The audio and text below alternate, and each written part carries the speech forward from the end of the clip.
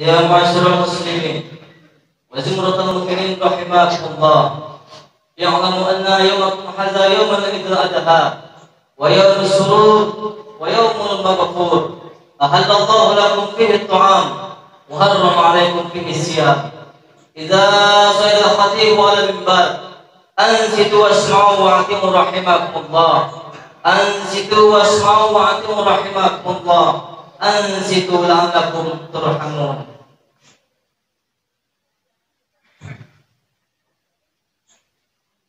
إن الله وملائكته يصلون على النبي يا أيها الذين آمنوا صلوا عليه وسلموا تسليما.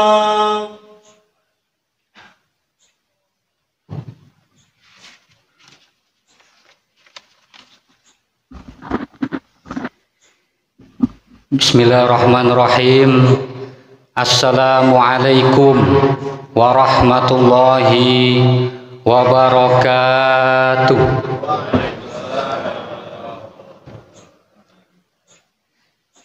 Allahumma salli ala Muhammad, Allahumma salli ala Sayyidina Muhammad, Allahumma salli ala Sayyidina wa Maulana Muhammad wa ala alihi wa ashabihi ajma'in.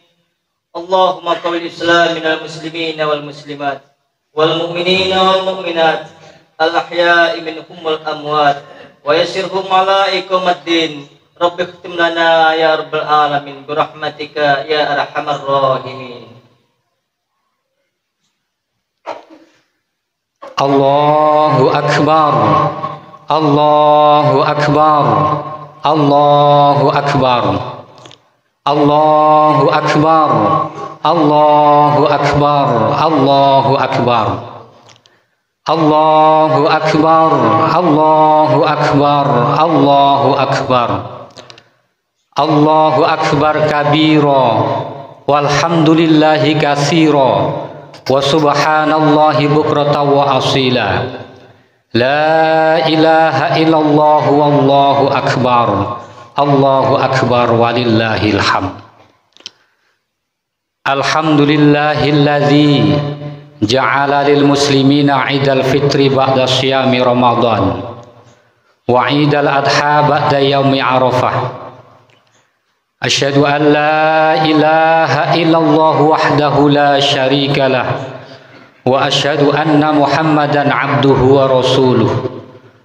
Allahumma salli ala sayyidina Muhammad wa ala alihi wa ashabihi ajma'in. Amma ba'du fa ya ibadallah ittaqullaha haqqa tuqatih wa la tamutunna illa wa antum muslimun. Shadaqallahul azim. Hadirin jamaah Idul Adha yang dimuliakan Allah Subhanahu wa taala. Di pagi hari yang penuh barokah ini kita berkumpul untuk melaksanakan sholat Idul Adha.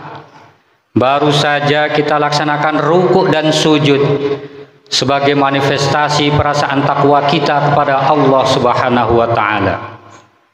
Kita agungkan namanya, kita gemakan takbir dan tahmid sebagai pernyataan dan pengakuan atas keagungan Allah.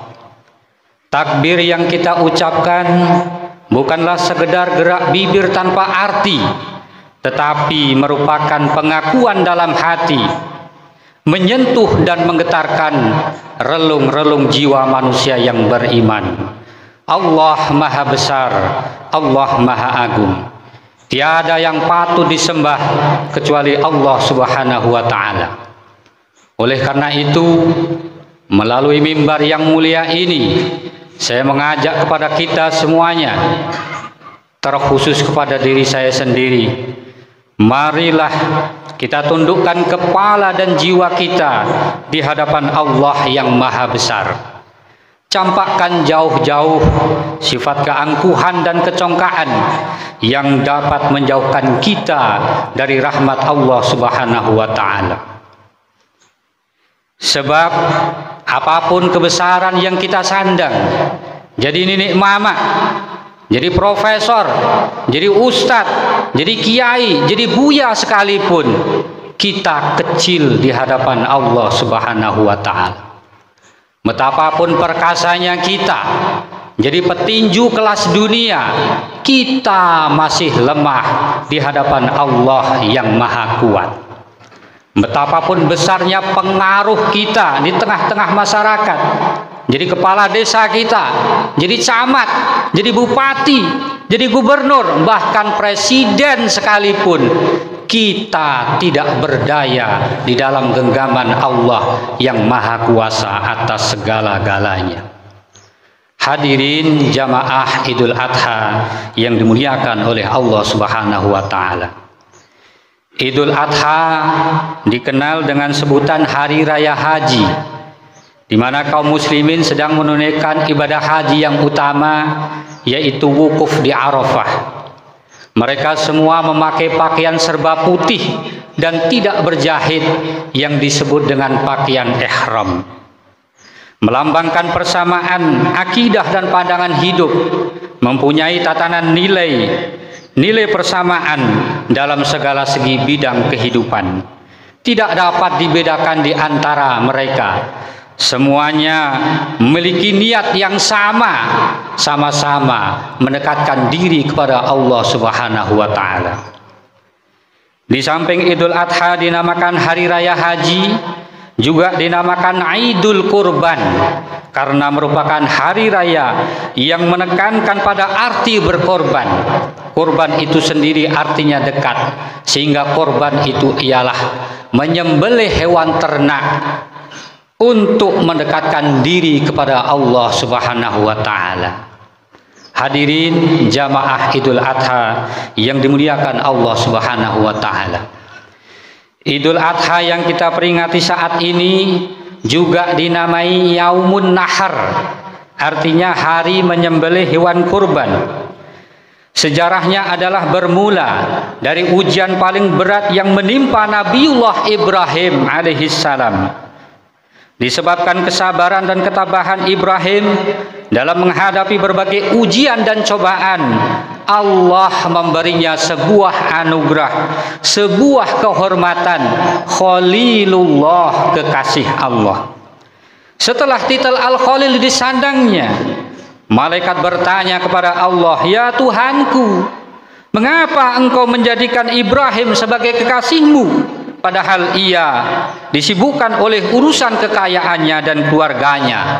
Allah berfirman, "Jangan menilai hambaku Ibrahim ini dengan ukuran lahiriah. Tengoklah isi hatinya dan amal baktinya." Kemudian Allah Subhanahu wa ta'ala mengizinkan malaikat untuk menguji keimanan serta ketakwaan Nabi Ibrahim.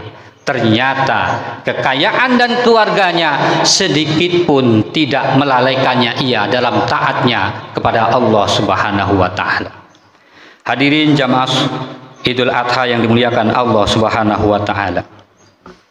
Dalam kitab Mishkatul Anwar disebutkan bahwa konon Nabi Ibrahim memiliki kekayaan 1000 ekor domba, 300 lembu dan 100 ekor unta. Dalam riwayat yang lain dikatakan bahwa kekayaan Nabi Ibrahim ini mencapai 12.000 ekor ternak. Suatu jumlah yang menurut orang di zamannya itu dia termasuk orang yang milioner. Ketika pada suatu hari Nabi Ibrahim ditanya oleh seseorang, "Milik siapa ternak sebanyak ini?" Maka dijawabnya, "Kepunyaan Allah, tapi kini masih milikku. Sewaktu-waktu bila Allah menghendaki, aku serahkan semuanya. Jangankan cuman ternak, bila Allah meminta anak kesayanganku, niscaya akan aku serahkan juga." Ibnu Katsir dalam tafsir Al-Quranul Azim mengemukakan bahwa pernyataan Nabi Ibrahim itulah yang kemudian dijadikan bahan ujian, yaitu Allah menguji iman dan takwa Nabi Ibrahim melalui mimpinya yang hak, agar ia mengorbankan putranya yang kala itu masih berusia 7 tahun. Anak yang elok rupawan, anak yang sehat lagi cekatan ini supaya dikorbankan dan disembelih dengan menggunakan tangannya sendiri. Sungguh sangat mengerikan. Ketika keduanya siap untuk melaksanakan perintah Allah, iblis datang menggoda sang ayah, sang ibu dan sang anak silih berganti.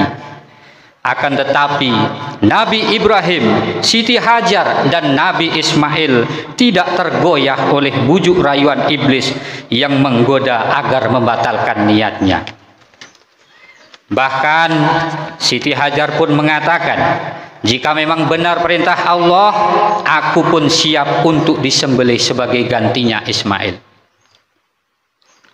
Mereka melempar iblis dengan batu, mengusirnya pergi, dan iblis pun lari tunggang langgang.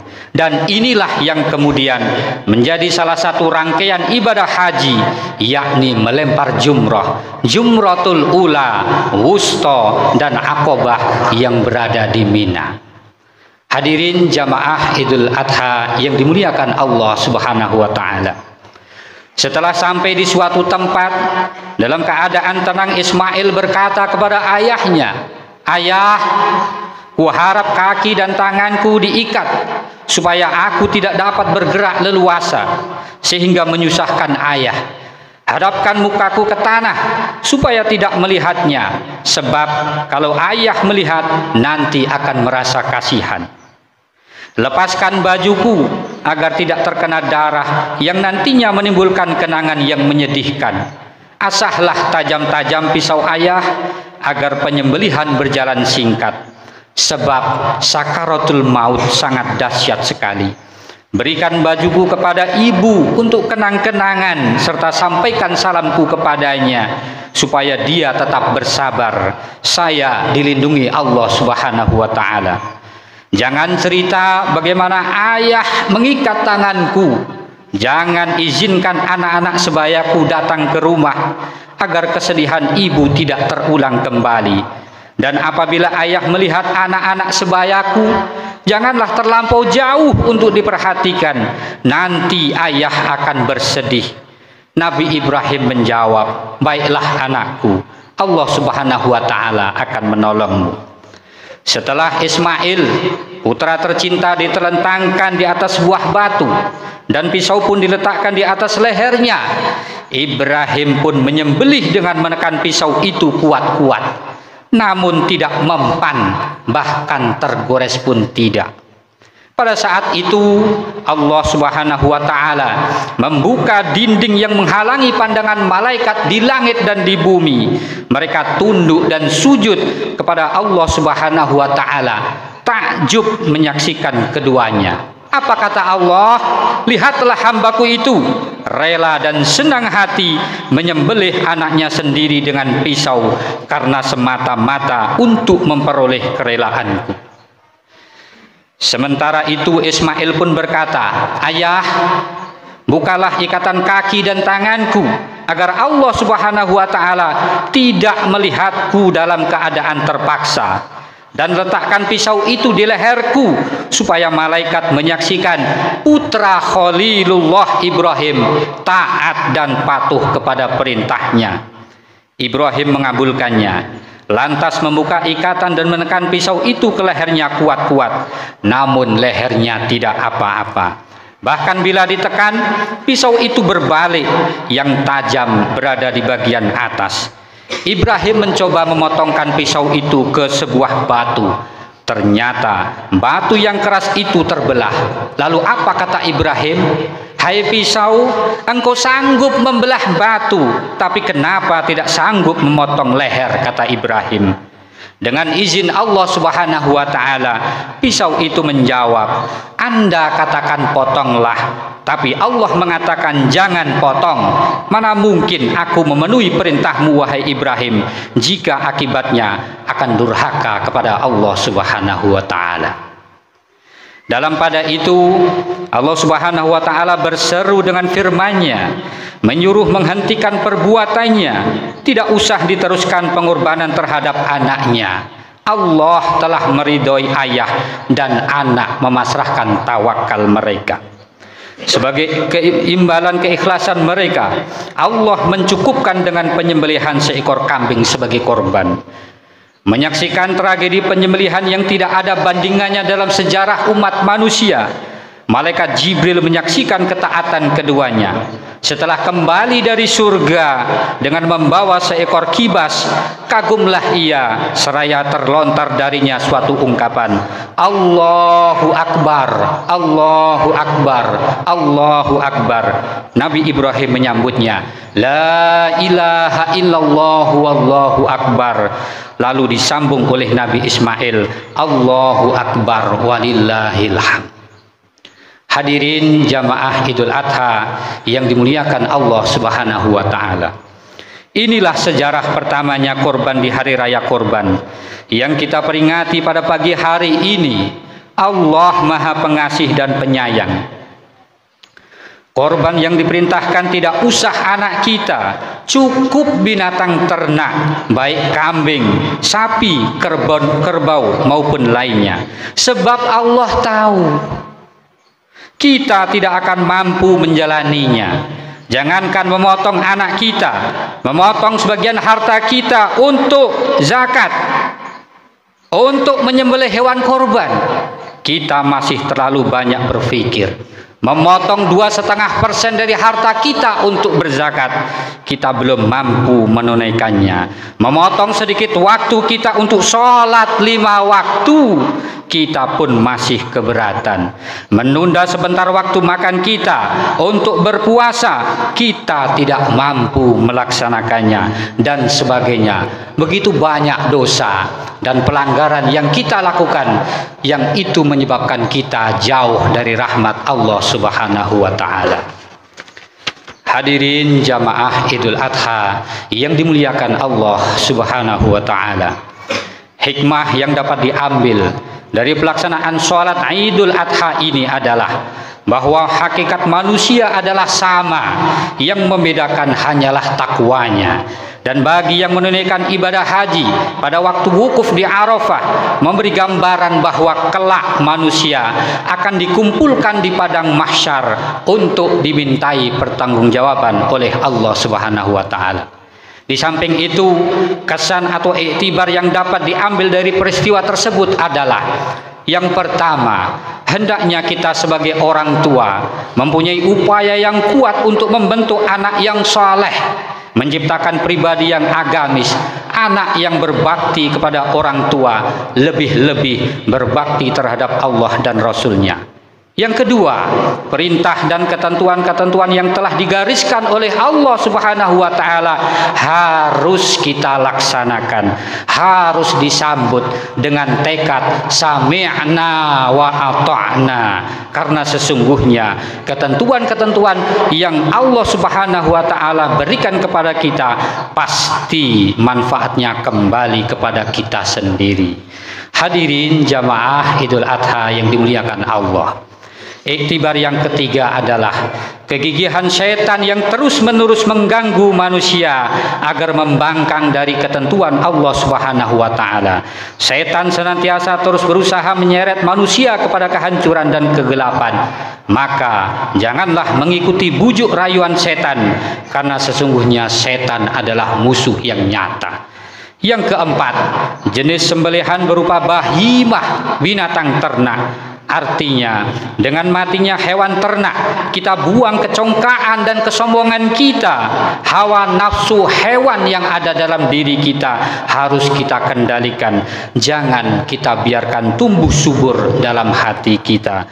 Mudah-mudahan perayaan Idul Adha kali ini mampu menggugah kita untuk terus bersemangat, rela berkorban demi kepentingan agama, bangsa, dan negara.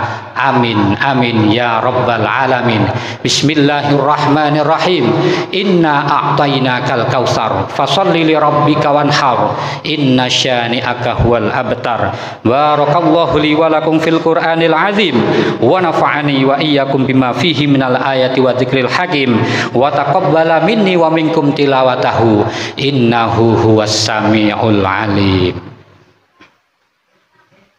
Allahumma shalli wa sallim wa zid wa an'im wa taqabbal wa barik bi jalalika wa kamalika ala zaini ibadik wa asrif ibadika sayyidil ardi wal ajam wa imami thayyibah wal haram sayyidina wa maulana Muhammad wa ala alihi wa sahbihi wa sallam wa sallam Allah tabaraka wa ta'ala an kulli sahabati rasulillahi ajma'in. Allahu akbar, Allahu akbar, Allahu akbar. Allahu akbar, Allahu akbar, Allahu akbar, Allahu akbar. Allahu akbar kabira walhamdulillahi katsira wa subhanallahi bukratan wa asila. La ilaha illallah wallahu akbar. Allahu akbar walillahil hamd. Alhamdulillahi ala ihsanih wa syukru lahu ala taufiqihi wa imtinanih. Wa asyhadu an la ilaha illallah wahdahu la syarika lah. Wa asyhadu anna Muhammadan abduhu wa rasuluhu la nabiyya ba'dah. Amma ba'du fa ya ayyuhan nas ittaqullaha haqqa tuqatih wa la tamutunna illa wa antum muslimun. Wa qala ta'ala innallaha wa malaikatahu yusholluna 'alan nabi ya ayyuhalladzina amanu shallu 'alaihi wa sallimu taslima.